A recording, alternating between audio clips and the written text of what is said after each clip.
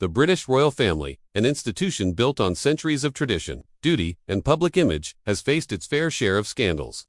But few have shaken the monarchy to its core quite like the saga of Prince Andrew, the Duke of York. His story is not just one of personal controversy, but a tale of how the firm, as they're known, navigates crisis in the modern age. Today, we're retaking a deep dive into the life of the man who was once second in line to the throne, and the series of events that led to him stepping back from public life and relinquishing his titles. Born in 1960, Prince Andrew was Queen Elizabeth II's third child and second son. For a long time, he was seen as the charismatic action man royal. He served as a helicopter pilot in the Royal Navy and saw active combat during the Falklands War in 1982, returning home a national hero.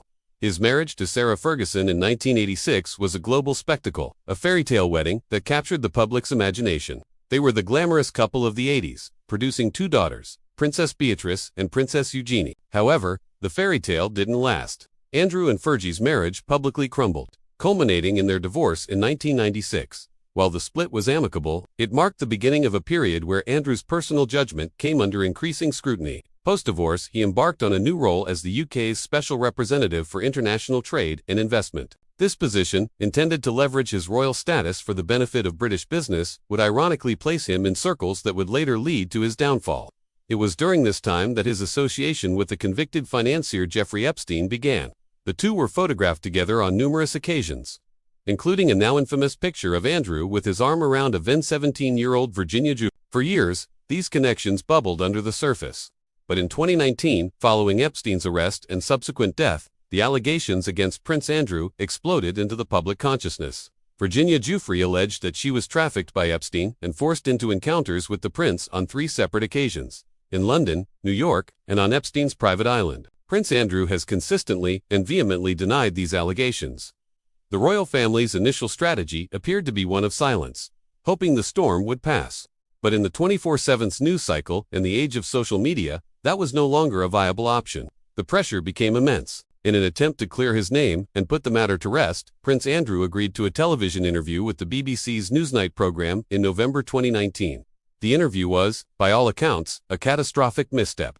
His explanations were widely viewed as implausible and lacking in empathy for the victims of Epstein's trafficking ring. His claim of being at a Pizza Express and woking on the night of one of the alleged encounters became an instant and unfortunate meme. He showed no remorse for his friendship with Epstein, merely regretting the inconvenience it had caused his family. The public backlash was immediate and severe. Charities and businesses linked to the prince rushed to sever ties. The interview, intended to be a PR recovery, had instead ignited a firestorm that threatened to engulf the entire monarchy. The Queen, a monarch who has weathered countless crises, was forced to act. Just days after the interview aired, Buckingham Palace announced that the Duke of York would be stepping back from public duties for the foreseeable future.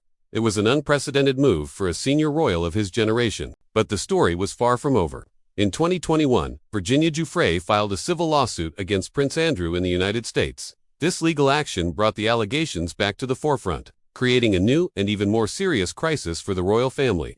As the case progressed, the prospect of a sitting British prince being cross-examined in a U.S. court became a very real and very damaging possibility. The monarchy, which thrives on an image of being above reproach, could not afford such a spectacle.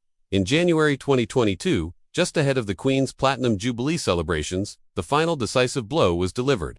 Buckingham Palace released another statement, this one even more stark. The Queen had stripped Prince Andrew of his military affiliations and royal patronages. The statement also confirmed he would no longer use the style, His Royal Highness in any official capacity and would be defending the case as a private citizen. This was the effective end of his public life as a royal. It was a clear and unambiguous signal from the Queen. The institution had to be protected, even if it meant sacrificing one of its own. A month later, it was announced that Prince Andrew had reached an out-of-oak financial settlement with Virginia Giuffre, which included a substantial donation to her charity in support of victims' rights. The settlement contained no admission of guilt, but for the public, the damage was done. The man who was once a war hero and a celebrated figure had become a pariah. The saga of Prince Andrew raises profound questions about the role of the monarchy in the 21st century. It highlights the clash between the traditional secrecy of the palace and the modern demand for transparency and accountability. For the royal family, it was a painful lesson in crisis management.